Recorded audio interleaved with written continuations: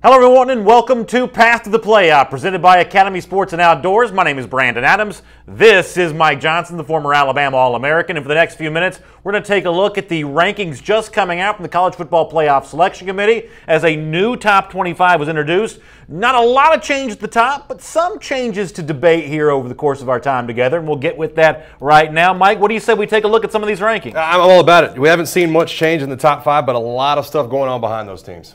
So we will take a look at these coming up in just a moment. As I said, Path to the Playoff, brought to you by Academy Sports and Outdoors. And, you know, you see the stage start to be set for what's going to take place in the month of November. We'll start here at the bottom where Northwestern sneaks in the top 25 this week. And then two teams that were losers last week, LSU and NC State. LSU, of course, to Alabama. NC State to Clemson. They get in the top 25. Not significant for them, but add to the resumes to the Clemson and Alabama. Yeah, absolutely. When you look at those top four teams, it's all about wins and losses. And I think anytime you look at NC State and you look at Alabama and you look at LSU, all those teams come together to make up this track record for some of these teams in the top four. That's going to be a really, really big deal as we close out in the last 3 weeks of the season. Continuing on with the rest of the top 25 here, you saw the group of five team UCF getting some love, but NC State, as I said, comes at 23, Memphis at 22, Iowa State at 21, Iowa, after beating Ohio State, moves up to 20, and the Hawkeyes here all of a sudden a Big Ten team making some noise themselves, but also bolstering the resume potentially of a Wisconsin team that gets to play the Hawkeyes coming up. Yeah, absolutely. That's what you're looking for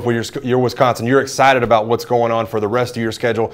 Iowa pulls off the huge win against Ohio State. It wasn't even a close game, honestly, BA, and you look at what they were able to do against Ohio State. 4 turnovers they forced from JT Barrett, so they're going to provide a little bit of padding if Wisconsin can beat them down the stretch. Washington State comes in at number 19 in the poll. As we said, UCF, the Golden Knights, coming in at 18 there. Virginia Tech, after losing to Miami a week ago, in at 17. Then you get Mississippi State, not impressive against UMass on Saturday, but this is a team that's been building its resume all season long. 16th for the Bulldogs probably feels about right. Yeah, it does feel about right. When you talk about a team that was not able to do a ton against a UMass squad that's not very good, I think keeping them in the same spot right there at number 16. They have a quality win against an LSU team that's pretty good, turned out to be pretty good, but have a couple of stinker losses against Georgia and Auburn on down the stretch, and so I think they're right where they need to be at 16 going into that weekend matchup this week, hosting Alabama at home. Oklahoma State, after losing to Oklahoma, falls to 15. Then you've got Penn State and Ohio State, also both losers last week. They come in there 13 and 14. So this is a series of pretty good teams that took disappointing losses a week ago, and you have to wonder, with 2 losses, are all 3 of these teams now out of this discussion? Yeah, it's tough. You know, both those teams kind of falling 7 spots when you look at how they kind of match up on the schedule. A couple of tough games coming up, too. Michigan State's going to play Ohio State this weekend. You really wonder how that game's going to pan out because Michigan State looked really good last weekend. Speaking of Michigan State, they're at number 12 in the poll. USC up to number 11, sort of making a case for the Pac-12 South there. Then you get to Auburn as a 2-loss team in at number 10. And it's been said so much now, and it's probably worth pointing out one more time here. This is an Auburn team very much still alive and very much in control of its destiny. With home games against Georgia this Saturday, Alabama to close out the season, potentially with wins there, a shot in the SEC Championship. This is an Auburn team that could still very much be in a major postseason destination, the College Football Playoff, when it's all said and done. Yeah, listen, when you talk about USC, Auburn, and Washington, all 3 of those teams have a path to possibly get in the playoff. I mean, Washington's going to sit there and play Stanford, Utah, and Washington State down the stretch. Auburn, like you mentioned, a couple of tough games, and if they get through those, get rewarded by playing Georgia again in the SEC title game. So a couple of interesting matchups right there, 9, 10, 11. Speaking of Path to the Playoff, this is Path to the Playoff, brought to you by Academy Sports and Outdoors. We're looking at the College Football Playoff rankings, just released by the College Football Playoff Selection Committee. Number 9 now is Washington, one of those one-loss teams that might be lurking here a little bit. They get parked just below a couple undefeated teams, Miami and Wisconsin. How did you feel that 7, 8, 9 shook out? Yeah, I think it's interesting when you look at Washington. Like I said, they're going to have the schedule down the stretch right here, Stanford, Utah, Washington State, where they could make some noise. And not only that, they really are going to benefit from USC kind of coming back around and entering that top 11 right there at number 11. So I think that they'll benefit from USC making some noise and a potential matchup in that playoff game. Here's the other thing Washington's going to benefit from. More people kicking to Dante Pettis. You saw him on his screen a moment ago. Man. Another punt return for a touchdown for him last Saturday. That's one of the most lethal weapons, certainly west of the Mississippi in all of college football. Yeah, you continue to be impressed with Chris Peterson and what he's doing at Washington right now. A decent offense, a really good defense. When you talk about something you don't see a lot in the Pac-12, I think that's why they continue to get the benefit of the doubt when they approach this College Football Playoff Committee. So Washington, one of those one-loss teams, as we said, just below the 2 undefeateds, Miami and Wisconsin, which sets the stage for the top 6, which we kind of think of as the teams that would currently be in the playoff.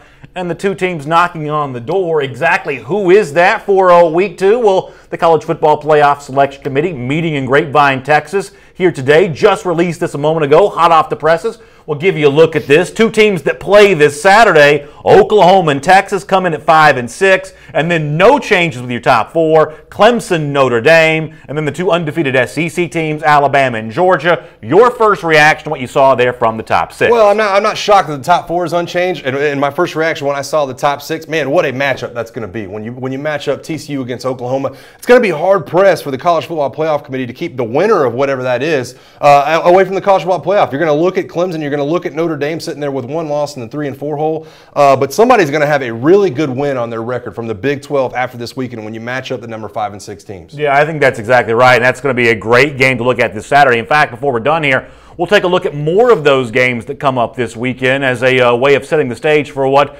could be a big shakeup by the time it's all said and done here. So that's Mike Johnson. I'm Brandon Adams. We're taking a look at those top 6 rankings there. And you see Georgia and Alabama at the top. And let's talk about those two teams for a moment, because I think you and I were both on the same page about this coming into today, leading up to our Path to Playoff show brought to you by Academy Sports and Outdoors, that we didn't expect to see a change at number 1 and number 2. We thought that Georgia would stay at number 1. We thought Alabama was going to be able to stay at number 2. But it's worth pointing out that these two SEC teams are not without their critics from around the country. Some people look at Georgia, relative newcomer to the national stage, and say, has this team really done enough to be there? Some people look at Alabama and just flat out question the resume, the lack of what you think of as top 25 impressive wins. What was your take on the committee sort of once again validating these two undefeated SEC teams at the top of this poll? Well, I think when you look at the week we had, I think that both those teams mirrored each other really in the games they played. South Carolina and LSU both matched up against Georgia and Alabama, and I don't think you saw enough separation from either one of those to really change where they're at in the poll. I think that every team we've talked about in the top 25, specifically when you move back, but at least in the top 4 when you look at it, I think all of those teams have holes, deficiencies that you can look at if you're the College Football Playoff Committee.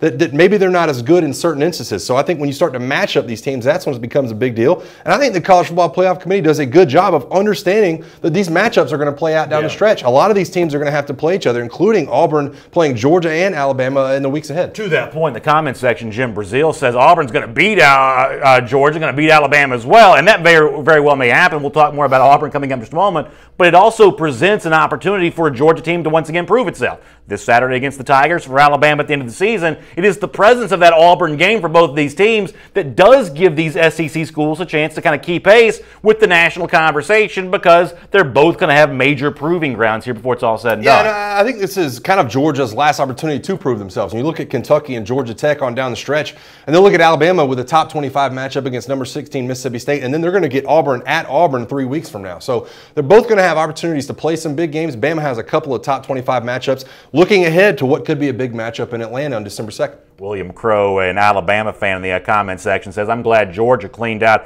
a spot for the national championship trophy in the trophy case. Alabama had to build an entire extra room for its trophies. And listen, these are two schools that you don't necessarily think of as being big rivals. Alabama and Georgia don't play each other every single year. They play some. They've had some memorable matchups recently, but you sort of get the impression that the rivalry between these two is starting to intensify a little bit now that they're both occupying for a second week in a row those 1 and 2 spots in this college football playoff. Top 25? Yeah, I think you have a couple of head coaches that obviously mirror each other. And Kirby Smart, doing those 8 years under Nick Saban at Alabama and another couple years also under Miami.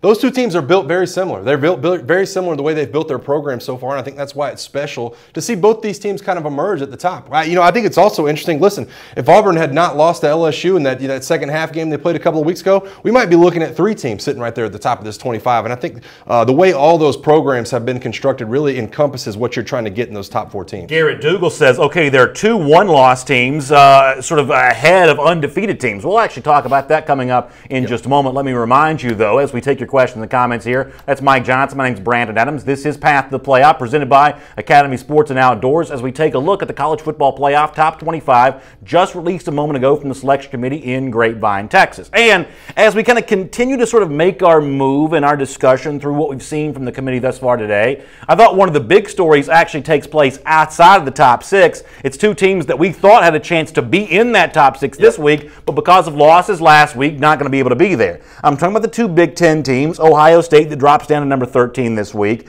Penn State that drops down to number 14. This is 2 regular season losses for both these teams. And if we're frank here, from a public perception standpoint, both Penn State and Ohio State, I think, are a significant gap ahead of Wisconsin, despite the fact that Wisconsin right now has the higher ranking. Some people are going to say that the losses last week from the Buckeyes and the Nittany Lions essentially eliminated the Big Ten from the playoff discussion. Do you agree with that? I have to agree with that. And I think it's interesting when you look ahead to what's going to be going on for Wisconsin down the stretch. You look at the games they have left. They're going to play a dangerous Iowa team. They're going to play Michigan, and they're going to play Minnesota. And if they get through all those games, they're going to play in this championship game. And listen, I understand that Wisconsin's a good team. I understand that they're undefeated. But, man, that's a tough slate. Really, when you talk about an Iowa team that beat Ohio State, when you talk about a Michigan team that's still pretty good, trying to find their way through some quarterback controversy, Wisconsin's not bulletproof. And I think you're going to see really what they're made of. If they do find a way to come through all that and still be undefeated after the Big Ten championship game, then maybe we can start talking about them in the conversation. But I just don't see the Big Ten getting in right now. Here is the thing I want to caution, though, when it comes to Ohio State especially. Think back to 2014, after Ohio State lost to Virginia Tech. At the time, that looked like a bad loss. And yet, when it was all said and done, even though people had barked and crowed and said, oh, the Big Ten's eliminated, by the end of the season, Ohio State was in that college football playoff. It's not my job to make the case for Ohio State, but I can't help but notice, for both these teams sitting at 13 and 14, and especially in the case of Ohio State, still a chance to win the Big Ten championship. If you're ranked that high, with an opportunity still at the conference championship, there'll be a point spread favorite over Wisconsin almost for sure. I can't quite eliminate, especially Ohio State here, can't quite eliminate the Buckeyes yet from the college football playoff conversation. And I know what people are going to say in response to this. Mike, you may say the very same thing. This will be the 3rd time, if it happens, that Ohio State's gotten the benefit of the doubt from the committee, because the same thing happened last year. That may be true. I'm not telling you what's supposed to happen. I'm just telling you, don't count these Big Ten teams out as of yet. Yeah, I understand that. But I think when you look at it as a whole and you look at how things kind of played out for Ohio State last year, coming up against a Clemson team that was way better than them. And I think that maybe that's not supposed to, but I think maybe that plays in the back of the mind of some of the College Football Playoff Committee when you look at how these Big Ten teams have done in the last 2 playoffs. Michigan State getting routed by Alabama, and then last year Ohio State losing to Clemson, I think 31-0. I think that's going to be in the back of their mind. And I don't know if they deserve the benefit of the doubt anymore. I think the Big Ten has played themselves out, and they have not been able to show the consistency the College Football Playoff wants. Denzel Wilson agrees with you. He says the Buckeyes are gone from that conversation. We'll see about that, but it's still an opportunity to win a conference championship. It's not a play-in game for the playoff, because they've obviously got the 2 next to their name right now, which is kind of an ugly number from a playoff standpoint. Hard for me to count out a team that still has a chance to win the conference, though, because the playoff committee is not in the habit of eliminating conferences from the conversation this early in November. Yeah, and I understand that. But the fact of the matter is there are 4 spots in this playoff, and there are 5 Power 5 conferences. And then you add in Notre Dame, who's sitting right there at number 3 right now, who doesn't have a conference championship game. And they have a very tough slate ahead of them. And so I think when you add all that together, you really have 6 possible seats. And there's only 4 seats at the table. Sure. So the Big Ten, for me, I understand what the argument is. I understand Ohio State and Penn State are both brand names. But I think they've played themselves out at this point. Let me move on to a couple other teams. It's actually a name that was brought up in our comment section a moment ago. Those undefeated teams right now not getting as much love as some other one-loss teams are getting. I'm talking about Miami and Wisconsin. I thought it was really interesting. We'll start with Miami here for a moment. It is at number 7 of this week's poll. But you go back to last week's game, the one that the Hurricanes win against Virginia Tech. I mean, there was almost universal agreement that this was probably going to be the spot in which Miami's undefeated reign came to an end. If you follow the betting markets, I saw where like 80% of the money at some famous Vegas casinos were on Virginia Tech last week as opposed to Miami. But 28-10's no fluke.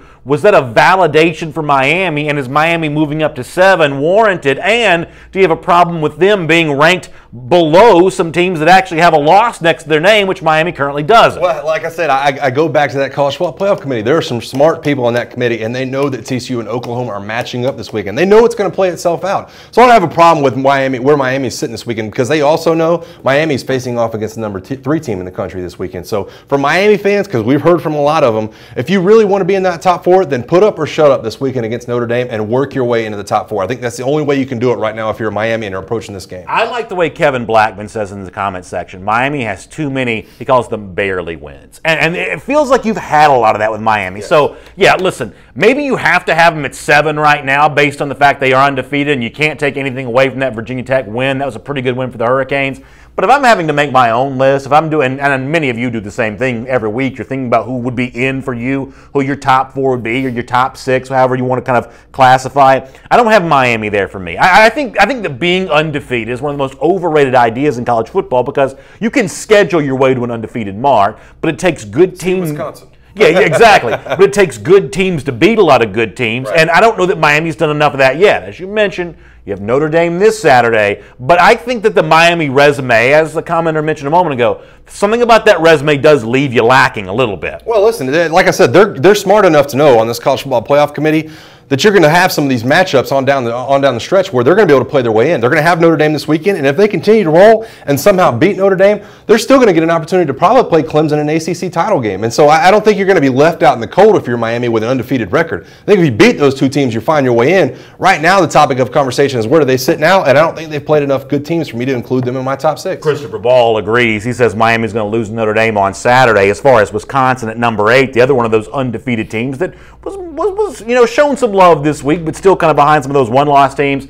I mean, you heard me make the case for Ohio State before, and I'm no Buckeyes fan here. I just think Ohio State's better than Wisconsin. If it's an Ohio State-Wisconsin Big Ten title game, I think Ohio State wins that game. I don't even think Wisconsin's going to be the Big Ten champion. No, I don't think so either. I think they've obviously kind of maneuvered that schedule to where it was very easy this weekend, and they are going to match up with somebody in that Big Ten championship. It's probably going to beat them. If it doesn't happen against Iowa this weekend, I think if Iowa plays to the same ability they played last weekend against Ohio State, 4 takeaways from JT Barrett, then they'll beat Wisconsin hand down. I think that Iowa and Wisconsin kind of had that old school style that match up well, and you're really going to be able to understand after this weekend who's probably the better of those 2 teams, and I'm not so sure that it's not Iowa after they play Wisconsin. Yeah, that's exactly right. So those 2 undefeated teams sitting right there, some one-loss teams ahead of them, which kind of leads you into a conversation about how do these one-loss teams compare with each other right now. We're going to talk about that. Let me remind you, though, who we are and what we're doing. That's Mike Johnson. My name is Brandon Adams. This is our Path to the Playoff presented by Academy Sports and Outdoors. We're going to do this with you each and every Tuesday night here as we take a look at what the College Football Playoff Selection Committee does, the decisions they make, and as we move through the month of November, each and every week the discussion is going to get more and more controversial as some good teams are going to be left out and maybe some teams get shown some love that college football fans don't think deserve it. We'll be here to allow you to weigh in all of that, and we'll of course do that each and every week here on our Path to the Playoff show presented by Academy Sports and Outdoors. Speaking of that, let's take a look at some of these one-loss teams here side by side for a moment. And the committee seems, to a certain extent, universal in its agreement that Notre Dame's the best one-loss team in the country and that Clemson's the other one-loss team of deserving to be in the top 4.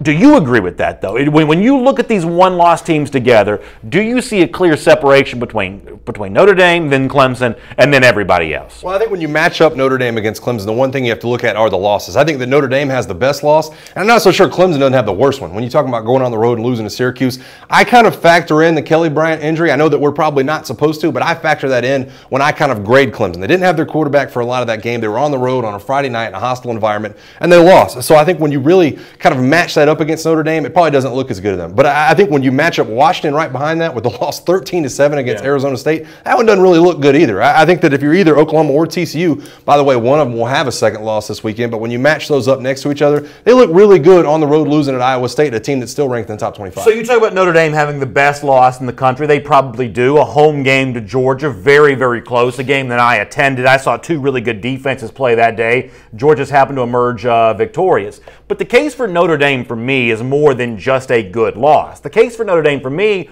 also includes a pretty good collection of wins here, whether it be a win against USC, a win against Michigan State, a win against NC State. I mean, this is a team that's beating a lot of teams who you see ranked in the top 25. And yeah, Irish may have only won 4 games a year ago. It may be taking a lot of college football a little time to kind of catch up on this. But the truth is that's exactly where Notre Dame is right now. It's not just the good loss. It's actually the collection of wins that the Irish have. Well, I think what's lucky if you are the College Football Playoff Committee looking at how these teams all line up in the top 10, the good news is that almost none of them can win out. They're all lining up against each other at some point. Miami's going to play Notre Dame this weekend. Notre Dame's going to play Stanford to win the season. Miami's going to possibly have to play Clemson as well in the ACC title game. So you're not looking at these teams thinking, what if they all win out? You're looking at these teams saying, which ones are going to win these matchups coming up? up. And the College Football Playoff Committee is smart enough to know that. They're smart enough to look at these matchups and understand that somebody, Miami and Notre Dame's going to lose out, TCU and Oklahoma, somebody's going to lose out this weekend, and it's going to clear the picture up as we begin to move forward in the last 2 weeks of the season. You know, I thought that Lincoln Riley, the Oklahoma coach, another one of these one-loss teams kind of in this discussion, made an interesting statement this week when he was asked about how his defense performed the Oklahoma State game. There were more than 100 combined points scored in that game. And, you know, he sort of defended his team saying, hey, listen, we've played those SEC defenses. We scored a lot of points last year, obviously referencing the Auburn Bowl game there in the Sugar Bowl. But I have to admit, though, this does not feel like an unfair question to ask here. Does Oklahoma, who as a defensive performance, very much the outlier from Clemson, which plays good defense, Notre Dame, which plays good defense, TCU, which plays good defense, Washington, which is just a sort of a pretty good all-around team. I mean, is there a thought here that Oklahoma is just not a good enough defensive team to be a national championship contender? Well, it's definitely a thought coming out of my head when you match them up against defenses from Georgia, Alabama, Clemson, Notre Dame, even a pretty good defense. The one thing they were hanging their hat on when you look at what Oklahoma had done was that they defended well against Ohio State. And by the way, after this past weekend, doesn't look that great when you look at the way Ohio State kind of functioned against Iowa. 4 takeaways for that Iowa defense. So that kind of took a hit. His argument in that direction kind of took a hit this weekend. If you're going to win games 62-52, at some point you're going to have to start playing defense, and I'm not sure where it's going to come from if you're Oklahoma. There's still a chance, obviously, they beat TCU this weekend and try to find their way into the top 4, but I'm not a believer in them in the long run. I'm really not. Ron Lockett in the comment section says, hey, Alabama and Georgia, college football playoff national championship, go ahead and book it. Maybe you might be able to book that, but one of the teams that's standing in the way is the Auburn Tigers here. And, you know, I want to talk some more about Auburn here just for a moment because I do think one of the big stories tonight is what Auburn was able to do moving into the top 10. After being at number 14 last week, Auburn gets the win against Texas A&M, and I thought looked pretty good doing it. Jared Stidham, the quarterback, kind of coming to his own here at this moment. They seem to be navigating the injury of Cameron Petway pretty effectively right now. Kevin Steele obviously done a good job with the defense there. And I think Auburn, despite the fact that it's a 2-loss team, I think this is a team that you have to consider to still be alive. Now, we can debate, can Auburn beat Georgia? Can it beat Alabama? That may be a different debate. But the one thing you have to acknowledge right now is that Auburn is very much a part of this conversation. Yeah, I agree with you. And listen, I think a lot of people wanted to bury them after the loss to LSU, but they still have the path ahead of themselves. They're going to be able to play Georgia this weekend. They're going to be able to play the SEC West rival in the Iron Bowl to end the year. And so I think if they can win both those games, flip it around and beat Georgia, then I think they've started to solve some problems. Because to me,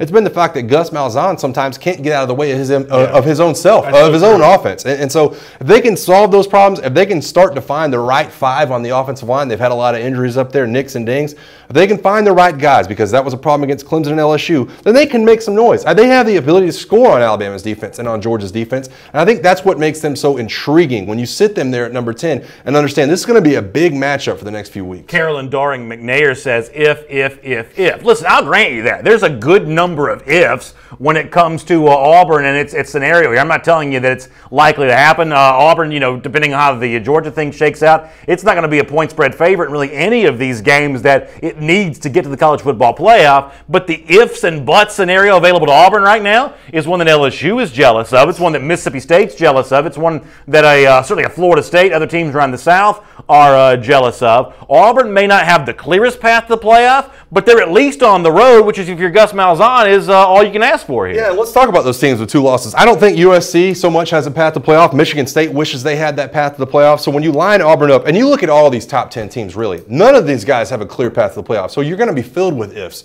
If Miami can beat Notre Dame, if Notre Dame can beat Stanford, if Georgia can beat Auburn, if Auburn can beat Alabama, we can circle that wagon all day, but the path is not clear for anybody. There are going to be a ton of matchups down this. But here's the difference, though. You talk about a 2-loss USC team in comparison to Auburn for a moment. You know, USC is in the Pac-12, a league that's been left out of the playoff before. You know, the Big 12's been left out of the playoff before. In the case of Auburn, the SEC champion in the 3 years the playoff's been in existence, the SEC champion hasn't been left out yet. So I think a 2-loss Auburn as SEC champion would give the playoff committee a lot more to think about, because it's a lot more difficult to exclude the SEC in a year when you've got 3 teams really solidly in the top 10, at least at the moment. Yeah, listen, the path is there for Auburn because of the rankings of the other teams in the league. When you look at Alabama and Georgia being number 1 and number 2, USC doesn't have that. USC has Washington sitting there at number 9 and a couple other teams in the Pac-12 that are resting comfortably right behind them. So they don't have those big matchups down the stretch that Auburn is going to need if they're going to catch the attention of the college football playoff. That's just not something that's going to be on USC's schedule. Steve Rogers in the comments comment section says, speaking of Auburn, this is the weekend that UGA gets exposed. WDE, he says. And I don't know if that's true. I mean, Georgia's obviously the number 1 ranked team right now. If Georgia was going to, quote-unquote, get exposed, I think that exposure would have already taken place. What I think Saturday in Jordan-Hare Stadium is, I understand the perspective of a fan on this, but what I think Saturday in Jordan-Hare Stadium is going to be is really a game between two very good teams in a lot of ways that mirror each other. Pretty good running games, pretty good quarterbacks, very good defenses. Auburn, one of the few defenses in the SEC right now that can sort of statistically match up with what Georgia brings to the table. That's what Saturday is about for me. It's not about one of these two teams getting exposed. I don't think it's going to happen. But the clarity of the pecking order in the SEC, I do think that starts to take shape a little bit based on what happens this Saturday afternoon. Yeah, I think when you look at that and a possible exposure from Auburn to Georgia, I think that you look at the possibility that maybe Auburn's the first team that Georgia has played defensively that can possibly not stop the run, because I don't think you stop Georgia's running game right now, but maybe just put a plug in it. Force Jake Fromm to make some of these throws. He proved it a little bit last week against South Carolina. He was extremely accurate and had good stats coming out of that game, but make him throw again and throw into a good secondary. And I think that if Georgia comes out on the plus side of that game, then they're not going to have many doubters anymore. I think this is one of those things that kind of staples them in number 1. Dell Lee, by the way, in the comments section says Auburn's very comfortable and at peace right now. Do you think that's true? I should say he says Alabama's comfortable and at peace right now, sitting at number 2, looking at its chief competition, playing each other right now before Alabama gets to settle in for an Iron Bowl matchup here in a couple of weeks.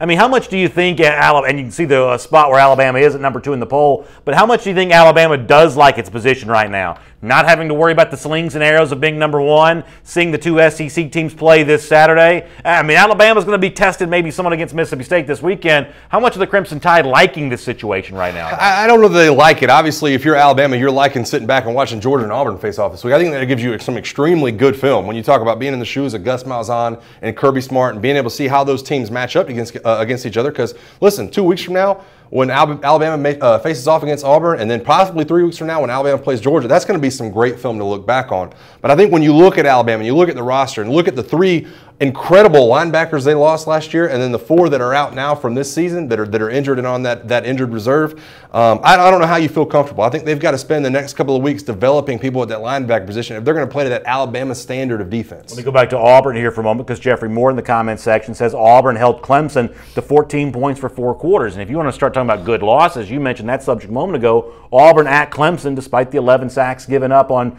Jarrett Stidham that day, is the kind of thing that sort of qualifies as a little bit of a good loss. But while the defense held up against Clemson, the real question going into the Georgia game on Saturday and the Alabama game that comes up after that is, can this Auburn offense, and you talked about Gus Malzahn a moment ago, can this group finally show what it's supposed to show? Can Malzahn let go of the reins and actually have a little just oomph, a little courage to allow the offense to be what it wants to be? I think he's been way too conservative in a lot of the Auburn games thus far this season. Well, I don't even know if conservative is the word. There's just been a lack of intermediate passing game. When you look at the way Gus Malzahn and Chip Lindsey have kind of developed this Auburn attack under Jarrett Stidham, I don't think it's what a lot of people thought it would be. Jarrett Stidham hasn't had a lot of outlets to get the ball out. To me, it feels like it's all or nothing a lot of times when you watch Auburn play. I think they did a lot better job this past weekend against Texas A&M, trying to take in some of the underneath routes, allowing their receivers to make people miss. But so far, it's either been Jarrett Stidham throwing it 40 and 50 yards or Kerryon Johnson toting the rock. With Cam Petway out,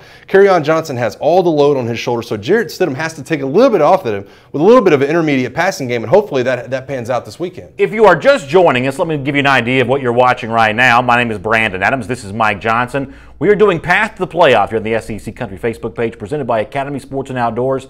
We'll be with you each and every Tuesday looking at what the College Football Playoff Selection Committee does when they release their top 25 rankings each and every week. We'll debate them, we'll tell them what the committee got wrong, and we'll figure out what's going to happen next. And speaking of what's going to happen next, let's look at some of these games upcoming this weekend, which I think is a really juicy slate and a real interesting opportunity to kind of see where this College Football Playoff rankings are going to go. We'll show you some of these right now. Obviously, one of the games to start thinking about what's going to happen on Friday night when Washington and Stanford get ready to play. Now, Washington is a team we talk, and a team that's sort of in that disadvantageous position of having to play late at night again. Kind of a tough spot for Washington to be in. Yeah, that newly minted number 9 ranking for Washington going into play Stanford. It's still a very dangerous Stanford team that was ranked number 21 last week, has a 3-point loss to Washington State, but I still think they're as good as you can find in the country. Bryce Love, the running back for Stanford, is going to make some noise against Washington. It's going to be up to that good defense from Washington. We mentioned it. One of the only really good defenses in the Pac-12. It's going to be up to them to stop Bryce Love and that Stanford running attack. So I think when you start to mount that moving forward, this could potentially be a big game for Washington. Georgia-Auburn, 3:30 on Saturday. We've talked a lot about that. Florida State also plays Clemson at the same time.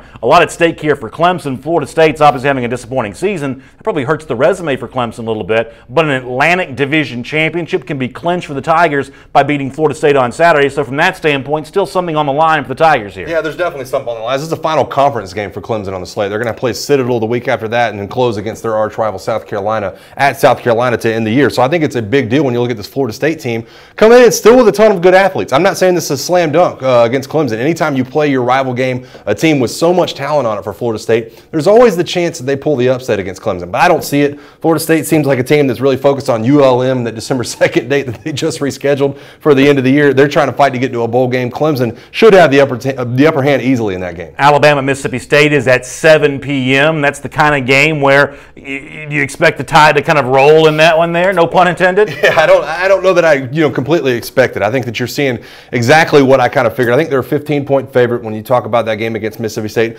But Mississippi State has made some good teams look bad this year. They obviously had the two rough losses against Auburn and Georgia, two very good teams. Footsteps forward for Nick Fitzgerald. I expect him to put up a pretty good fight this weekend at Starkville, by the way. And then finally, in Miami, you've got the Miami Hurricanes and the Notre Dame Fighting Irish. A call back to the great games these two programs played in the 80s. A chance for Notre Dame to prove once again why it is currently in the committee's top four, and for Miami to make a case as a legitimate national championship contender. Yeah, I think this is a college football playoff elimination game. I think this one, and the one we're going to talk about next, TCU and Oklahoma, both of those to me are elimination games when you talk about the college football playoff. And I think that, for Miami fans, we've heard from you. You're in the comment section, but it's time to put up or shut up. You're either going to be a part of this conversation or you're not. I know that everybody loves what Mark Richt has done around them. They've had some slim victories, but they started to mount that case last week against Virginia Tech. Keep it rolling. Beat a Notre Dame team, beat a Clemson team in the ACC championship game, and you will be there. This is time for Miami to say, hey, we belong in this conversation. I think that's great. And you mentioned that TCU Oklahoma game. This is where I see the lower ranked team actually beating the higher ranked team. I think TCU actually wins on the field against Oklahoma on Saturday. That's what I'm calling for here. Yeah, that's a juicy pick, and I think that it's going to be tough. I think it's going to be interesting when you look at next week, the College Football Playoff Committee. Somebody's going to have a win in this game as a 5 versus 6, and they're going to have to decide if Clemson and Notre Dame are really that much better than a couple of these teams. I think that's going to be a really interesting topic next week's show. That's exactly right. So that's the full schedule, what's going to happen this Saturday. You see it all right there, so you can make your own plans to watch some of those games. And as Mike said, it could be a real debate next week about the change in the guard with those one-loss teams if we do see some upsets there, and kind of where things shake out for a Clemson team and Notre Dame team that could be tested this weekend. We'll do this with you each and every week. It's our Path to the Playoff. It's brought to you by Academy Sports and Outdoors. For more coverage, make sure you check out SECCountry.com. We'll be all over where the SEC teams are ranked, and we'll see you tomorrow again for AT&T SEC Country Live at 3 p.m. Eastern Time as well, right here on the SEC Country Facebook page. Look forward to talking to you then. Thanks for being with us tonight, and enjoy the Path to Playoff here as it rolls through the month of November. We'll see you next time.